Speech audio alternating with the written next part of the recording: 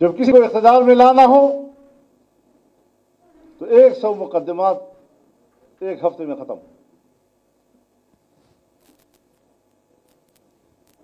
اور جس کو اقتدار سے نکالنا ہو تو ایک ہفتے میں 100 مقدمات۔ یہ ہمارا معیار ہے، ہمارے انصاف کا معیار ہے۔ طاقتور قوت ہے، ذرا سوچیں اس بات پر۔ میں تو کہتا ہوں ہمارے دل میں فوج کی قدر ہونی چاہیے، یہ ہماری دفاعی قوت ہے، لیکن اگر وہ سیاست میں اترتی ہے، وہ میرے الیکشن کو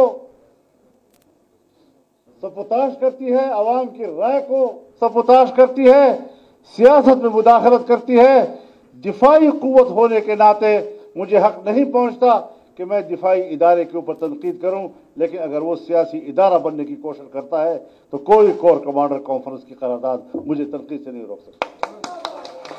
وما كان لمؤمن ولا مؤمنة إذا قضى الله ورسوله أمرا أن يكون لهم الخيرة من أمرهم صدق الله العظيم۔ جناب صدر محترم،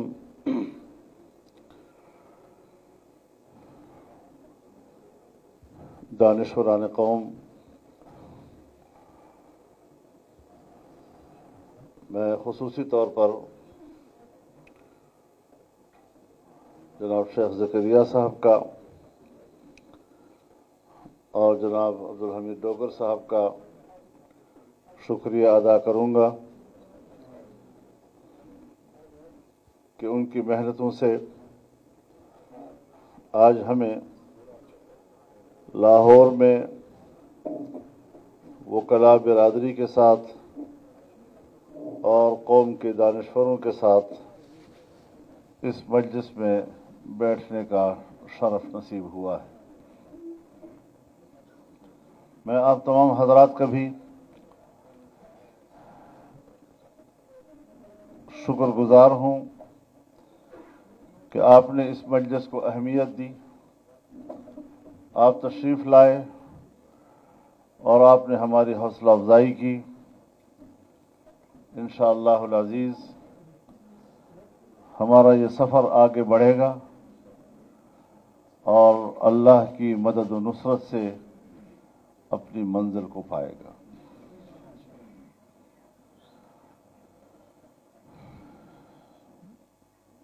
میرے محترم دوستو،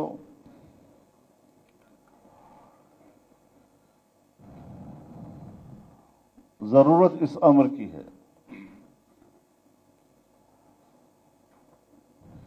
کہ ہم ریاست کی اہمیت کو سمجھیں،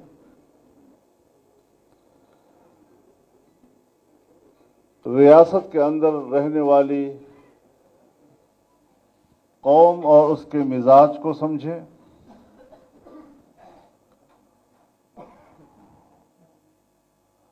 اور ہمارے ملک کا آئین جسے ملک کا متفقہ آئین کہا جاتا ہے، یہ ہمارے درمیان ایک ملی میثاق کی حیثیت رکھتا ہے۔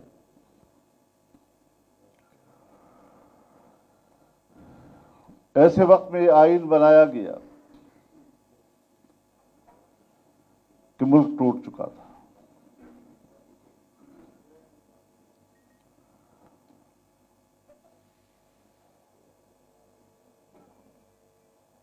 اور اس وقت کی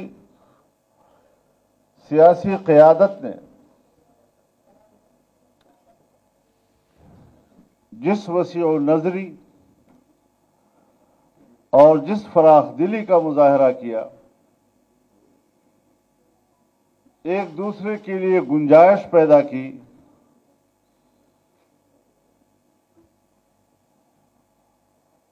آپ جانتے ہیں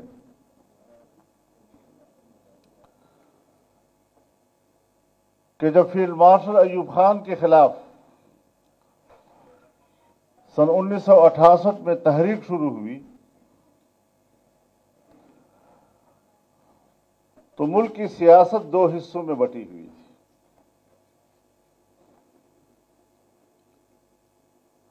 ایک طرف डेमोक्रेटिक एक्शन काउंसिल था, जिसमें पाकिस्तान की तमाम जमातें शरीक थीं, यहां तक कि अवामी लीग के शेख मुजीबुर रहमान साहब भी उसी का हिस्सा थे। अयूब खान से मुज़ाकरात हुए और दो बातों पे इत्तेफाक हो गया। नंबर एक कि कौम को बालिग रायदही की बुनियाद पर वोट का हक दिया जाए, और ये कि मुल्क के अंदर पार्लिमानी तर्ज हुकूमत हो।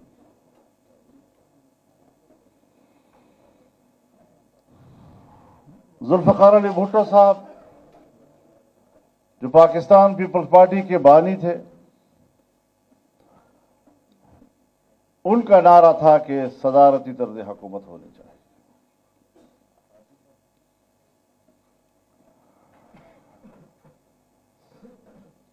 लेकिन 1972 में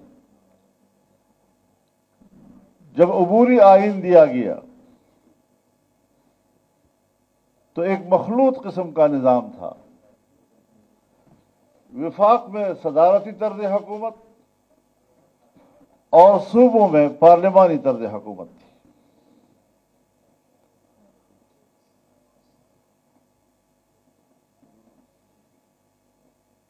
लेकिन आइन में उस वक्त इस बात की गुंजाइश रखी गई कि कौमी असेंबली का मेंबर भी सूबे का वज़ीर आला बन सकता है।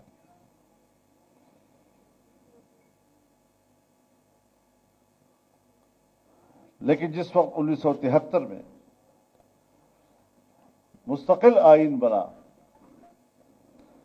तो जनाब जुल्फ़िकार अली भुट्टो भी पार्लिमानी तर्ज हुकूमत पे आमादा हुए। अपना मौक़िफ़ उन्होंने छोड़ दिया।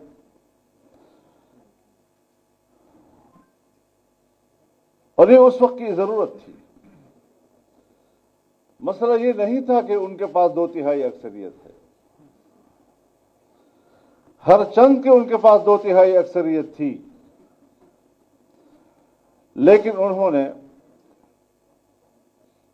पार्लियामेंट से आइन को पास करने के लिए 2/3 अक्सरियत का सहारा नहीं लिया। उन्होंने सिंध और पंजाब के साथ बलोचिस्तान और उस वक्त का सूबा सरहद उनको बराबर की हैसियत दी, ताकि कोई सूबा ऐसा ना हो कि वो कहे कि मैंने तो ये आइन नहीं माना था।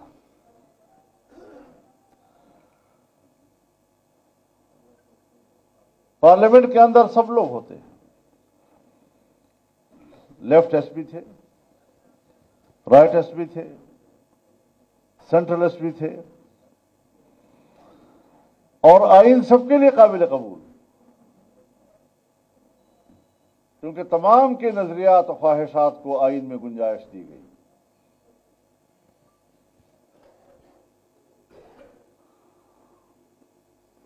और ये एक नेशनल कमिटमेंट कहलाती है, ये कौमी मुफाहमत है, मीसाक मिल्ली है, जिसकी बुनियाद पर हम एक कौम हैं।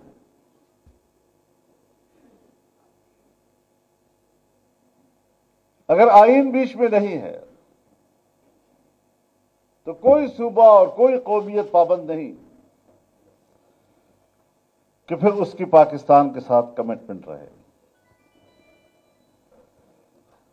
इसलिए आइन की अहमियत को समझना चाहिए।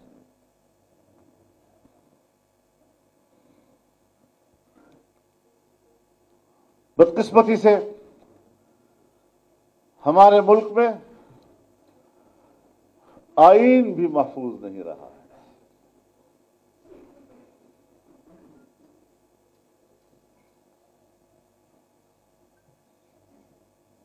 सन 1977 में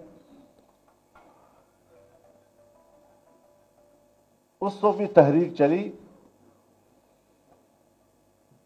पाकिस्तान कौमी इत्तेहाद, पाकिस्तान नेशनल अलायंस PNA की तहरीक थी। میرے والد قبلہ گاہ اس کی قیادت کر رہے تھے. ہم اس وقت طالب علم تھے ابھی. تو دھاندلی کے خلاف یہ میرا آج کا نظریہ نہیں ہے. میں جب ابھی چھوٹا تھا، تحصیل علم کے مرحلے سے گزر رہا تھا، اور اس وقت دھاندلی کے خلاف مفتی صاحب نے تحریک چلائی، تو ہماری گٹی میں ہے کہ ہم دھاندلی کا الیکشن تسلیم نہیں کیا کرتے.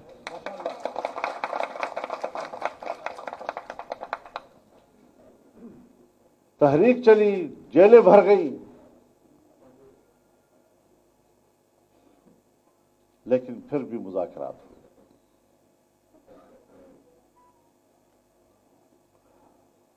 اور مذاکرات بھی ایسے کہ مطالبات پی این اے نے پیش کیے اور 32 مطالبات پیش کیے، اور ان میں ایک مطالبہ خود پی این اے نے وڈرا کیا کہ اس پر اعتراض ہوا کہ اس کا آئین سے مطابقت ہے یا نہیں. انہوں نے تسلیم کیا کہ ہاں یہ آئین سے متصادم نظر آ رہا ہے، اور تمام کی 31 مطالبات منوا لیے گئے. معاہدہ طے ہو گیا، معاہدہ لکھا گیا. یہ 4 جولائی کا دن تھا، اور عشاء کے وقت طے ہوا کہ صبح اس پر دستخط ہوں گے. لیکن پھر 5 جولائی آیا، اور آئین کو بھی اپنے ساتھ لے گیا، الیکشن کو بھی اپنے ساتھ لے گیا، جمہوریت کو بھی اپنے ساتھ لے گیا.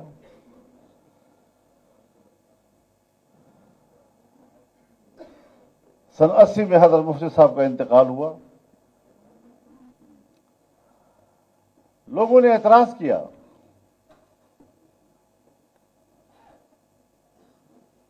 کہ مفتی صاحب بھٹو صاحب کے ساتھ تو ہم نے بڑی لڑائی لڑی ہے، پھر کیسے ہم ان کے ساتھ بیٹھ سکتے ہیں؟ مفتی صاحب نے کہا بات ان کے ساتھ بیٹھنے کی نہیں ہے، بات کمٹمنٹ کی. ہم نے دستخط کے لیے کاغذ تیار کر لیا تھا، صبح دستخط ہونے تھے، ہمارے درمیان اتفاق ہو چکا تھا، اور یہ اتفاق ہمارا ذاتی مسئلہ نہیں تھا، یہ قوم کی امانت تھی. کچھ وقت ہم نے تعاون کیا اس مقصد کے لیے کہ یہ معاہدہ ہمارا امپلیمنٹ ہو جائے، لیکن جب وہ مایوس ہوئے تو میدان میں نکل آئے. سن 80 میں ان کا انتقال ہوا، اور 81 سے میری جیلیں شروع ہوئی، اور 85-86 تک میں جیلوں میں رہا، اس جمہوریت کے لیے، آئین کی بحالی کے لیے. ایم آر ڈی بنی، movement for the restoration of democracy.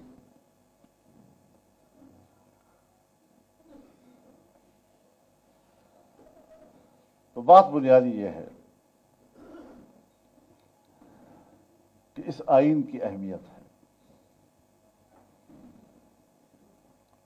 اب بھی جب ہم سیاسی لوگ آپس میں بیٹھتے ہیں تو میں ان قائدین کی خدمت میں ایک سوال کرتا ہوں ان سے کہ ہم نے جمہوریت کے لیے بہت قربانیاں دی، آمریت کے خلاف ہم لڑے. لڑائیاں تو ایوب خان کے زمانے سے تھی، لیکن براہ راست جو اس میں میری ذاتی شمولیت ہے وہ سن 81 سے ہے. آپ حضرات بھی اس وقت سے جمہوریت کی جنگ لڑ رہے ہیں.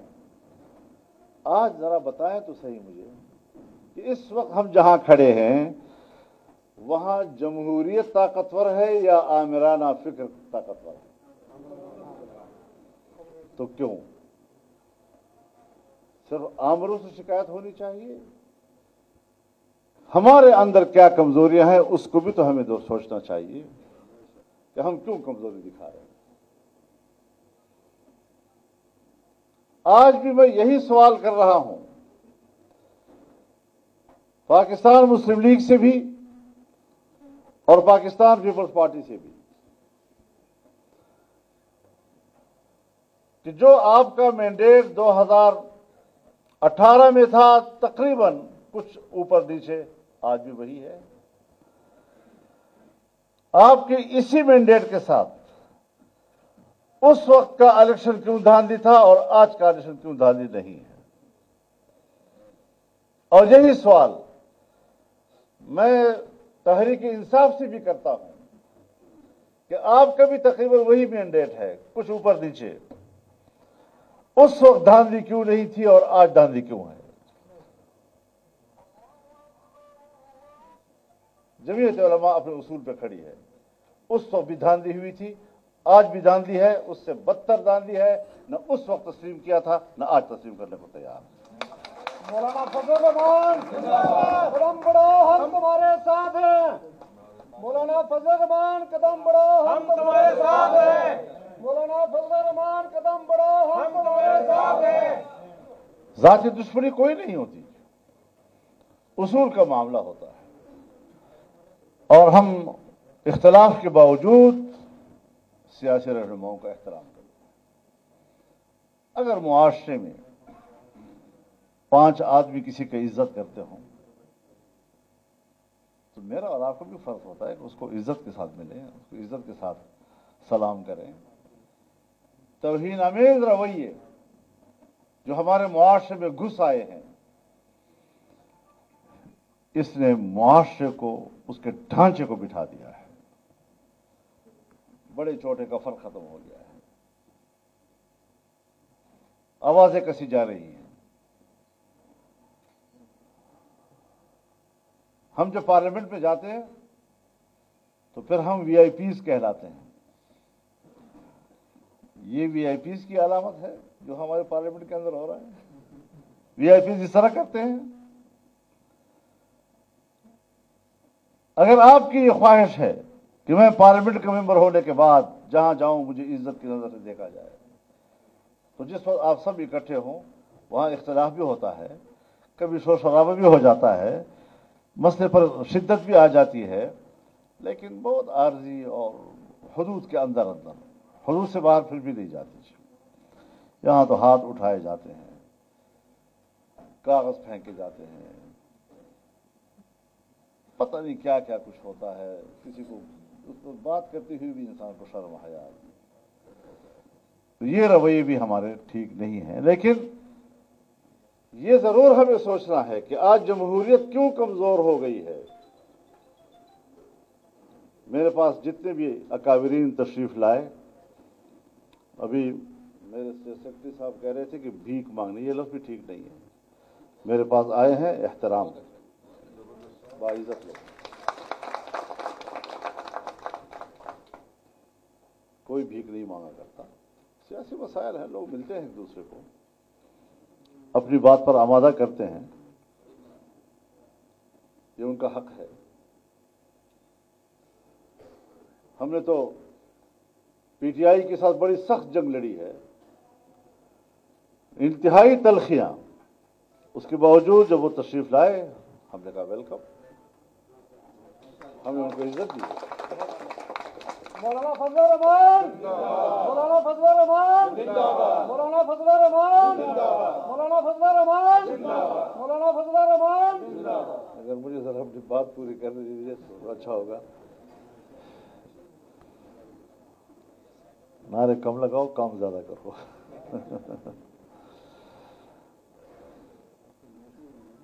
تو اس اعتبار سے ہمارا اپنا ایک سیاسی کلچر ہے، ہمارے اپنے اقدار ہیں، اور ہم نے ہی ان اقدار کو زندہ رکھنا ہے. کیوں کر ہم اپنے اقدار کے قاتل بنے؟ کیوں؟ یہ تو بہت بڑا جرم ہوگا. آنے والی نسلیں وہ آپ کے بارے میں کیا سوچیں گی جب وہ اپنا تاریخ پڑھیں گی اور پھر اس قسم کے واقعات وہ پڑھیں گے. یہ تھے ہمارے بڑے لوگ. پھر وہی ہم سے سیکھتے ہیں. وہ کہتے ہیں نا جی کہ بچوں کے سامنے ایسا کام نہ کرو کیونکہ وہ فوراً نقالی کرتے ہیں.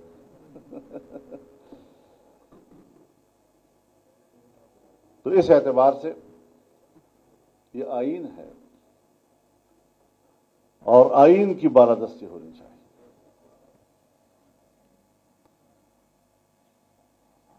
ہمارا آئین کچھ اصول طے کرتا ہے. میرے نزدیک چند باتیں ایسی ہیں، اور صرف میرے نزدیک نہیں، پارلیمنٹ کی کمیٹیوں میں متفقہ طور پر یہ رائے قائم کی گئی تھی، اور شاید آئین بھی کہتا ہے، آپ خود مجھ سے زیادہ بہتر سمجھتے ہیں، کہ ایک آئین کا بنیادی ڈھانچہ ہوتا ہے. آئین کے اساسی ستون ہوتے ہیں. اگر کوئی ستون گرتا ہے تو آئین گرتا ہے. سب سے پہلی بات یہ کہ اسلام کا ہمارا آئین کا اولین ستون وہ اسلام ہے، کہ آئین کہتا ہے اسلام پاکستان کا مملکتی مذہب ہوگا.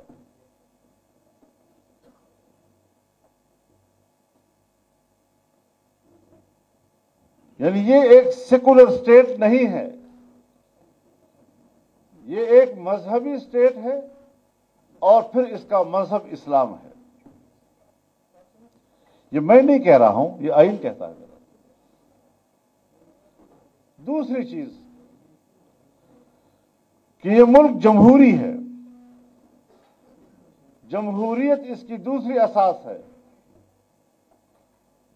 یعنی یہاں پر آمریت کی کوئی گنجائش نہیں، مارشل لا کی کوئی گنجائش نہیں ہے. یہ دوسرا بڑا ستون ہے. اور تیسرا ستون پارلیمانی طرز حکومت ہے. یعنی یہاں پر نہ صدارتی طرز حکومت کے لیے گنجائش رکھی گئی ہے، نہ مارشل لا کے لیے کوئی گنجائش ہے. یہاں پر اگر مملکت کا نظام چلے گا تو پارلیمان کی وساطت سے چلے گا، اور parliament will be the supreme.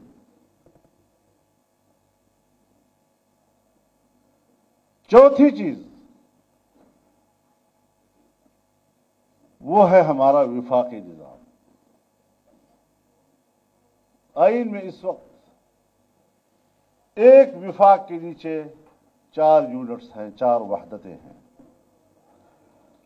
2/3 اکثریت سے کل اگر کوئی اور صوبہ بنتا ہے تو اضافہ کیا جا سکتا ہے. لیکن ایک وفاقی نظام ہے ملک کے اندر. اب اگر آئین میں اسلام ہو، جمہوریت ہو، پارلیمانی طرز حکومت ہو، وفاقی نظام ہو، یہ 4 چیزیں اگر چھیڑی جاتی ہیں اور یہ منہدم ہوتی ہیں، آئین منہدم ہو جاتا ہے. اور پھر آپ کو اثر نو آئین ساز اسمبلی کا انتخاب کرنا ہوگا. آپ بتائیں کہ کیا آپ کے ملک کے حالات اور آپ کی سوسائٹی آج اس بات کی اجازت دیتی ہے کہ ہم یہ رسک لے لیں کہ ہم دوبارہ نیا آئین بنائیں؟ بچا کچھ بھی کچھ نہیں رہے گا. جب پہلے آئین نہیں تھا تو بنگال چلا گیا، جب اب آئین نہیں ہوگا تو پتہ نہیں کون کون سا علاقہ جائے گا. یہ کوئی سادہ باتیں نہیں ہیں، سطحی باتیں نہیں ہیں. ان کو بڑے گہرائی کے ساتھ ہمیں سوچنا پڑے گا کہ ہم کس پگڈنڈی پہ سفر کر رہے ہیں، اور ہمیں احساس ہی نہیں ہے. پگڈنڈی کے اوپر اس طرح چل رہے ہیں جیسے کہ موٹر وے پہ جا رہا.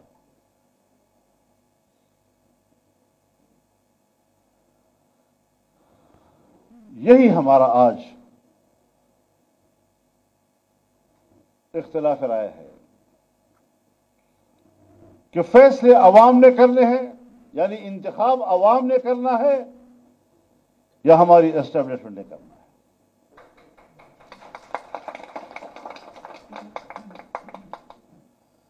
قانون سازی ایوان نے کرنی ہے یا پیچھے سے ڈکٹیٹ ہونی ہے. اور یہ بات جو میں کر رہا ہوں کوئی جذباتی یا سادگی کے ساتھ نہیں کر رہا ہوں. میں گواہ ہوں ان چیزوں کا. میں آپ کے سامنے اپنی آنکھ کو دیکھا اور زندگی بھر کا تجربہ آپ کے سامنے رکھ رہا ہوں.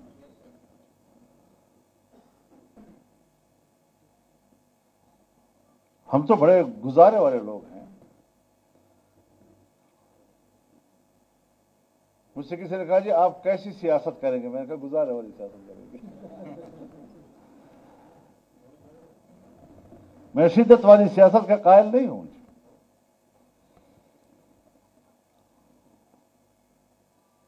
لوگوں نے بندوق اٹھا لی ہے شریعت کے لیے. ہم نے کہا نہیں،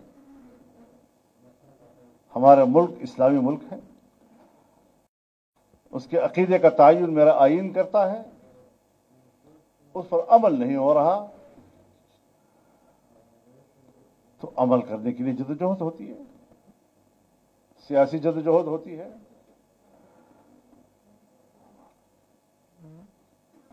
ہمیں بیرونی دنیا کے اثر و نفوذ سے نکلنا چاہیے.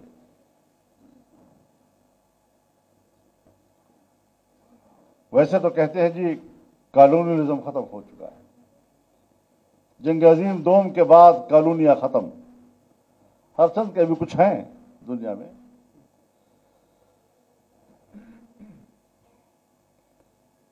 لیکن پسماندہ ممالک ہوں یا ترقی پذیر ممالک ہوں، انہیں براہ راست ان ملکوں میں جا کر اور اقتدار ہاتھ میں لے کر اب کنٹرول نہیں کیا جا رہا. دو ذریعوں سے اس پسماندہ اور ترقی پذیر دنیا کو کنٹرول کیا جاتا ہے، ایک بین الاقوامی ادارے اور ایک بین الاقوامی معاہدات.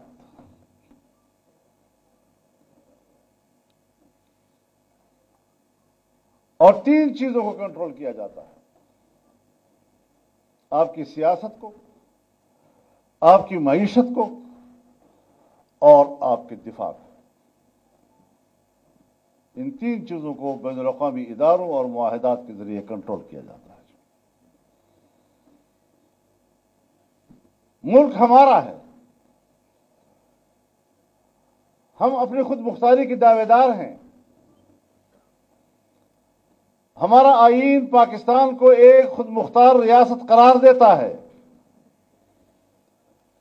لیکن اگر اقوام متحدہ یا سلامتی کونسل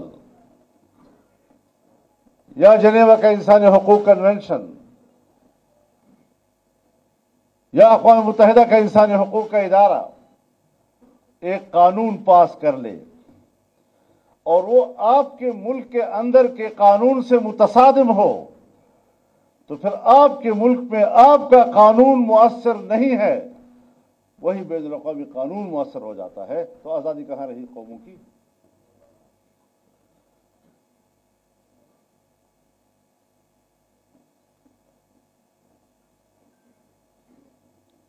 تو ہمیں سوچنا چاہیے کہ ہماری سیاست ان کے کنٹرول میں چلی گئی ہے، معیشت ان کے کنٹرول میں ہے.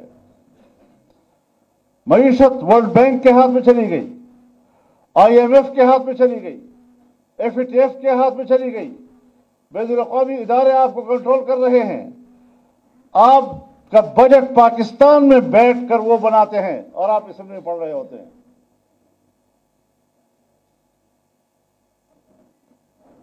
آئے روز آپ کو IMF کو جواب دینا ہوتا ہے. آپ ان کے شرائط پر پورا اتر رہے یا نہیں اتر رہے، آپ کو قرضے کی نئی قسط ملے گی یا نہیں ملے گی. اور اس کی حیثیت ایک کلید کی ہے کہ جب تک وہ ہاں نہیں کرے گا دنیا کا کوئی ملک آپ کو نہ مدد دے سکتا ہے نہ آپ کو قرضہ دے سکتا ہے.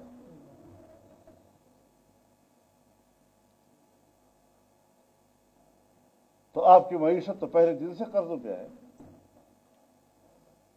جب سے مرحوم شہید لیاقت علی خان وزیر اعظم کی حیثیت سے امریکہ میں گئے اور اس وقت سے جو ہمیں پیسہ ملا اور باہر کے پیسے کے ہم عادی ہوئے، ہمارے منہ کو لگا ہے، آج تک ہم باہر کے قرضے کے بغیر اپنے وسائل پر ملک کو چلانے کے قابل نہیں ہوئے. تو آج بھی صورتحال ہے. آپ کی پوری معیشت کو وہ کنٹرول کر رہے ہیں. آپ کے پڑوس میں چائنا آپ کے بعد آزاد ہوا، हिंदुस्तान आपके साथ आजाद हुआ। आपके पड़ोस में मलेशिया है, इंडोनेशिया है, जनूब एशिया और मशरक एशिया के ममालिक हैं। उनका सालाना जीडीपी ग्रोथ वो कभी 6 और 7 से नीचे नहीं आया। चाइना तो किसी वक्त 11 पे भी पहुंच गया था, तो उसको खुद नीचे करना पड़ा कि बर्तन से पानी छलक रहा है, क्या करें हम। लेकिन पाकिस्तान, वो दिन भी हमने देखा जब मुल्क में बजट पेश हुआ और सालाना जीडीपी ग्रोथ 0 से नीचे चला गया, मनफी हो गया। ये हमने और आपने अपनी आंखों से देखा। मईशत के 1000 बड़े बड़े दावे के बावजूद इस वक्त भी हम नहीं संभल रहे। तो मुल्कों की तबाही के लिए क्या चाहिए? सबसे पहले सियासी अदम इस्तेहकाम, उसके बाद माशी अदम इस्तेहकाम और उसके बाद दिफाई अदम इस्तेहकाम। सो आप दिफा के लिए भी एटम बम के मालिक हैं, लेकिन अपना एटम बम संभालना आपके लिए मुश्किल हो रहा है। अमेरिका खुद आज तक सीटीबीटी पे दस्तखत नहीं कर चुका, लेकिन आप पर दबाव है कि दस्तखत करो। हर तरफ से शराइत आ रही है उनकी, पाकिस्तान पे दबाव बढ़ा रहे हैं। और हालत हमारी यह है कि ये इस्लामी दुनिया का एटम बम है और इस्लामी दुनिया का एटम बम होते हुए आज मेरे मुसलमान भाई फिलिस्तीनी पर जो गुजर रही है, और अक्टूबर से लेकर अब फरवरी तक 31,000 वहां के मुसलमान शहीद हो चुके हैं।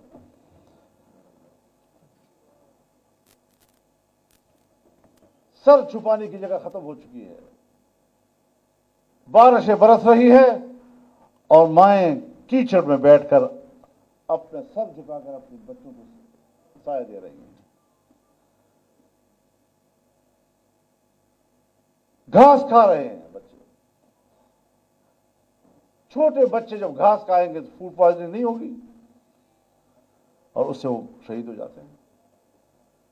वो छोटे छोटे बच्चे जो शेरखार थे, आज वो जिंदा हैं। वो जब जवान होंगे उनको पता नहीं होगा हम किसके औलाद हैं।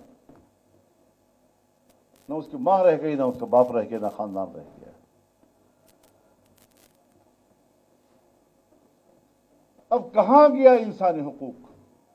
और अमेरिका की खारजा पॉलिसी की असास वो इंसानी हुकूक की। किसी भी मुल्क में इंसानी हुकूक का मसला खड़ा कर देगा, बराह रास्त अपनी फौज दाखिल करेगा।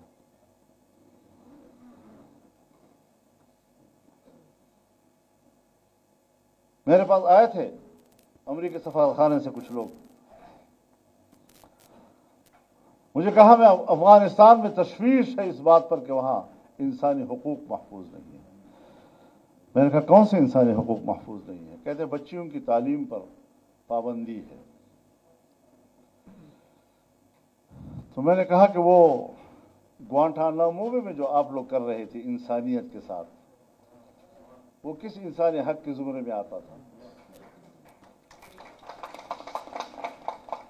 वो जो शबरगान जेल में और बगराम के कैद खानों के उकूबत खानों में और तुम्हारे समंदरों के अंदर बहरी बेड़ों के अंदर के उकूबत खानों में जो इंसानियत के साथ हो रहा था, वो किस इंसानी हक के जुमरे में आ रहा था?